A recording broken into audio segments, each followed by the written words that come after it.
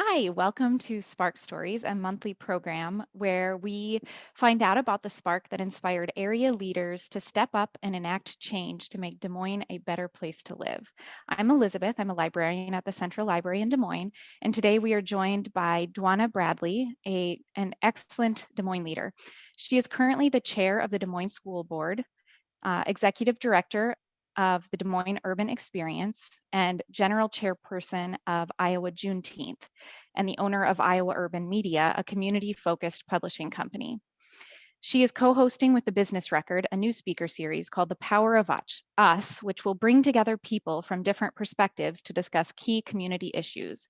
She holds a bachelor's degree in child and family services from Iowa State University and a master's degree in elementary education and literacy from Drake University, as well as a specialist degree in administration and is a graduate of the Greater Des Moines Leadership Institute. She serves as choir director at True Bible Baptist Church. So thank you so much, Dwana, for being with us here today. So let's start. Of all of the things that you're involved with in the community, what are you currently most excited and fired up about?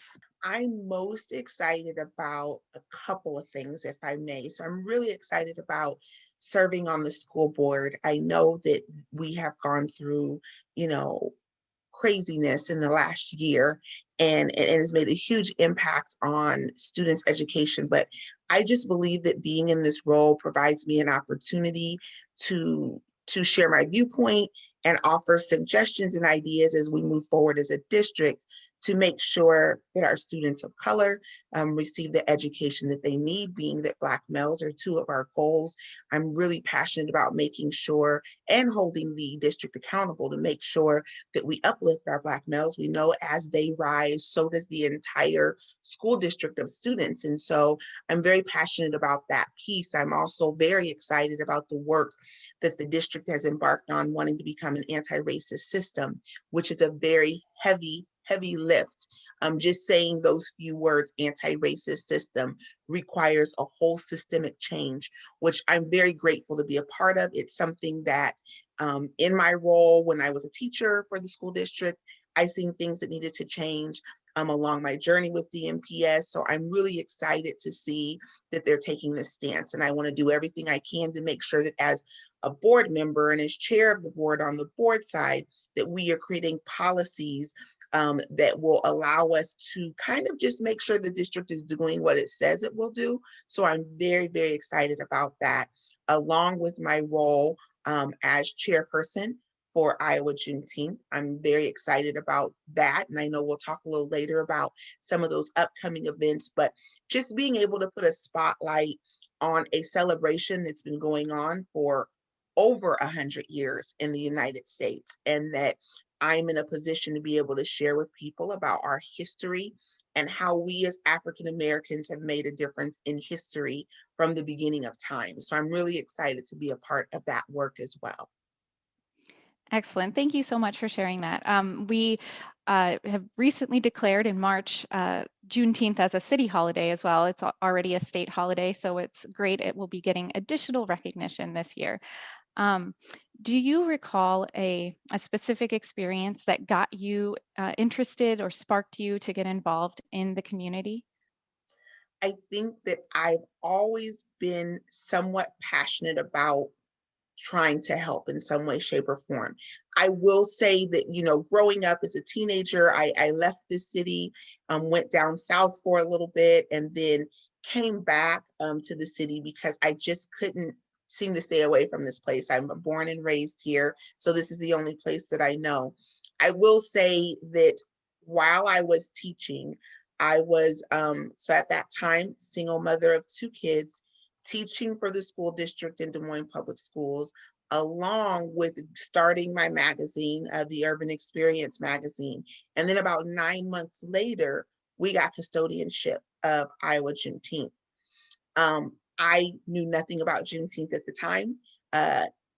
Did not have a journalistic background to be running a magazine, but was kind of carrying all of those things. And it was at that moment when I was juggling both, I started to realize I was taking more calls and doing more things, even while I was at work. I'll admit that I was working for Des Moines Public Schools and, was still doing my job. but I was giving more to the magazine and more to Juneteenth.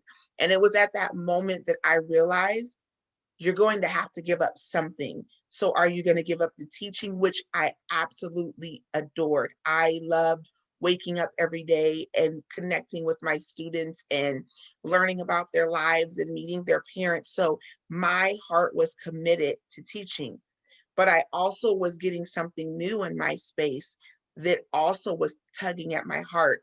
So I had to make the decision to leave the school district. And it was at that moment while I was really figuring out what I wanted to do, the spark came for me to have this deep passion for my community and to provide ways to make sure that the voices of those who look like me were elevated, along with making sure that people knew about our contribution to history. And so I found myself shifting from teaching and just doing it in a different way, in the fashion of having the magazine and Juneteenth. So it was probably at that moment in 2016 where I realized you're now on the journey to do community work. And ever since then, I've had that spark and that passion to make sure that the community in which I represent, one, is heard, two, that they have a seat at the table, and three, prayerfully, I'm doing all that I need to do to serve them in a way to make them proud of the work that I'm doing, because at the end of the day, I'm doing it all for them. This is not something that I get accolades for. It's nothing that I get. Um, this is what I call just being a servant. And so I shifted to that, and that spark happened about 2016, and I put in my resignation from DMPS, and it was a very sad day for me to do that. But I am passionate about community work. I'm sure a big journey too to completely shift your life from, being a full-time employee to now doing almost, all of this full-time work for the community. I see that you were in the Greater Des Moines Leadership Institute. Did that help you in the process of kind of getting started? Yeah, that did help me. Let me be very clear, leaving what I left to go to community work was a huge financial shift. It was a huge just shift in life. It created me to be more humble, more grateful for the things that I had. I had to make some changes, to make that happen. And being in the Leadership Institute, of course, was an avenue for me to learn from other leaders. To also bring my voice to the fold, as the Leadership Institute has done better, but there aren't a lot of people that look like me in the Institute. And so I felt that was the opportunity to really let my voice be heard and to let people know who maybe haven't experienced the things that I've experienced, what this is really all about. And I believe on both ends, we learned from each other. I got some wonderful tools from the Leadership Institute about how to, assert myself and or insert myself in the community. But I believe I was also able to leave an imprint on the realities of the things in which I deal with and be able to help them elevate, certain things or certain things that they were trying to do. So I believe it was a help in both ways, but I learned very much so about being a leader during that time, and how to be a leader in the times of adversity. So I did appreciate the training and the learning and the connecting with other, like-minded people, in a sense that we were all leaders in that group and we were able to learn from each other. And I'd like to say it has been a piece of impacting. I always hate to use the word leader all the time. I know it's the label that is given to me, but taking what I've learned from them to cultivate and shape the leader that I am today. And another thing I really liked that you mentioned was that you moved from being a teacher, to being a teacher in the community, to helping people learn about African American experience, Mhm. history. What is your vision that you're trying to accomplish in Des Moines and Iowa? What do you want to see happen? I would just love to see people, one, hear and recognize our truths.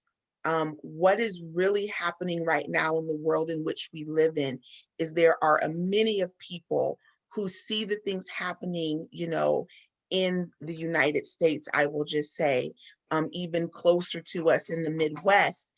And there seems to be this false idea of thinking that these things aren't true or thinking they could be prevented. Being in my skin is not an easy task.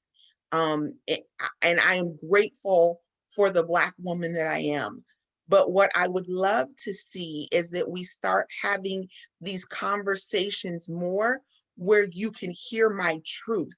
You might not like it, you might not understand it, but we've got to get to a place where you have to know the things that I've experienced and the things that I talk about are my truth. I've experienced them. I've walked through them. We have different life experiences.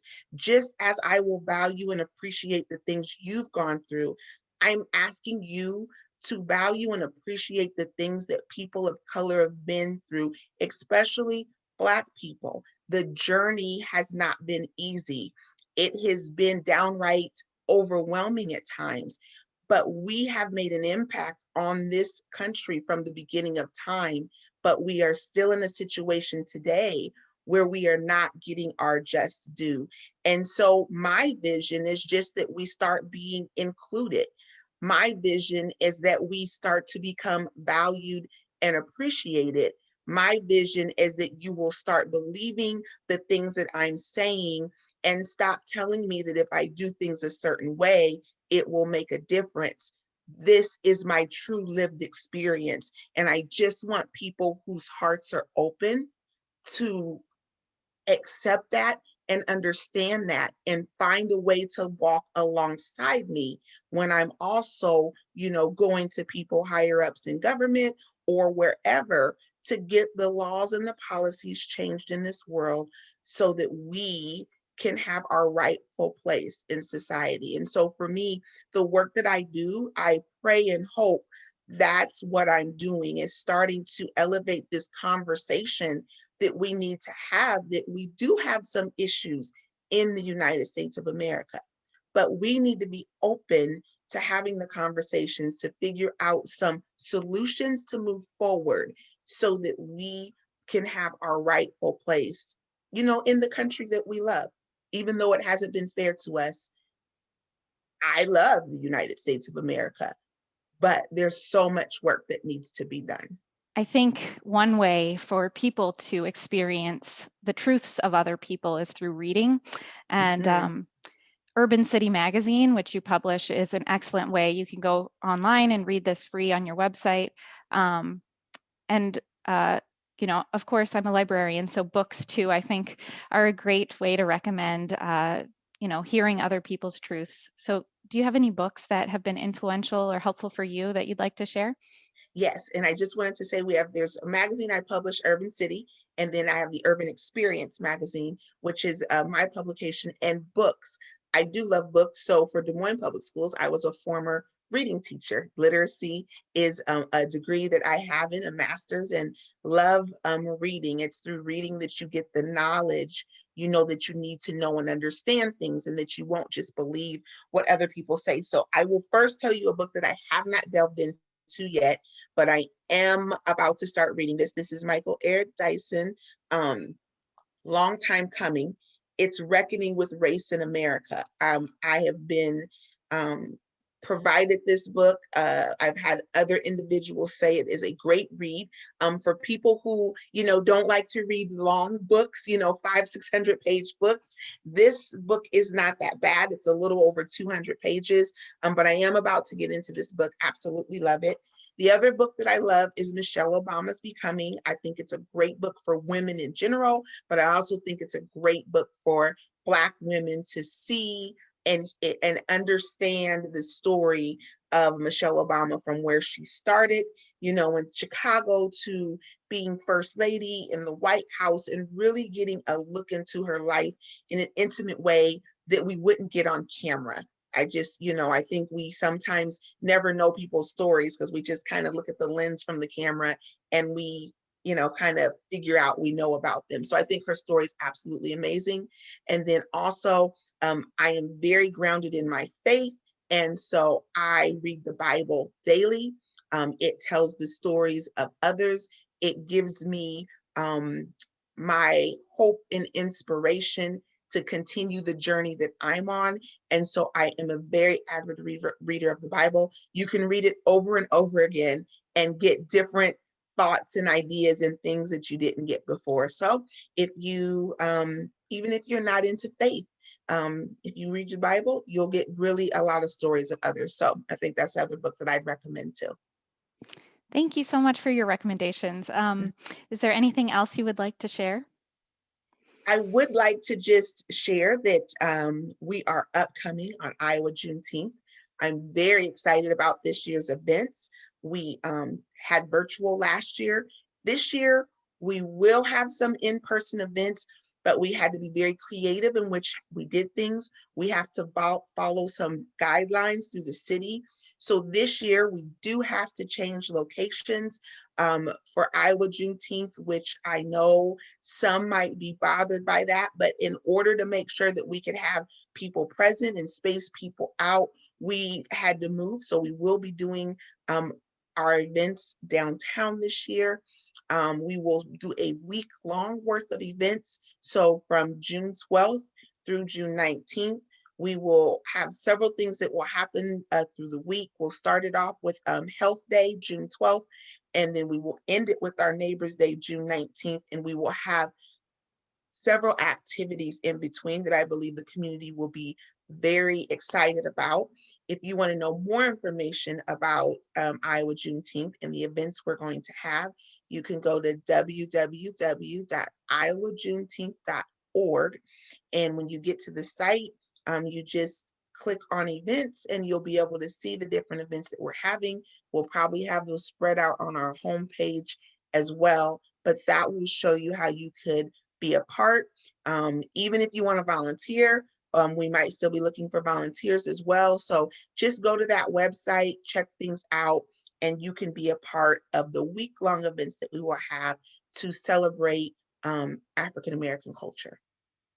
Excellent. Thank you so much for the invitation to join in that celebration. Yes. And thank you again for joining us today. I hope that everyone listening today enjoyed hearing your story and that you'll check out our website and watch additional Spark stories in the future. So thank you so much for joining us today and have a great rest of your week.